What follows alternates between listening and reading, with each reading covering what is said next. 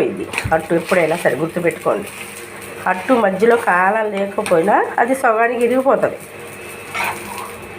అట్టు కాలితే రెండు పక్కల గోధుమ పిండి అట్టు చాలా బాగుంటుందండి. అసలు ఇప్పుడు ఈ వర్షానికి మటుకి చాలా బాగుంటుంది. ఆ పచ్చిమిర్చి, అవి తెల్ల నువ్వులు, క్యారెట్, ఉల్లిపాయ, కరివేపాకు, జీలకర్ర చాలా బాగుంటుంది, టేస్ట్గా ఉంటుంది. అసలు లెక్కైతే రాగి దోశ చేద్దాం అనుకున్నాము, ఇంకేటో గోధుమ పిండి ఉందిలే అని చెప్పేసి గోధుమ పిండితో ట్రై చేసాము. పంచదారతో వేసుకోవచ్చు, బెల్లంతో వేసుకోవచ్చు, ఉప్పు కారం కలిపి కూడా కారం కూడా కలుపుతారు దీంట్లో. కొంతమంది పచ్చిమిరపకాయలతో తిననోళ్ళు మటుకి కారం కూడా కలుపుతారు. అలా ఎప్పుడన్నా ఒకసారి మీరు కూడా ట్రై చేయండి. చూడండి ఎలా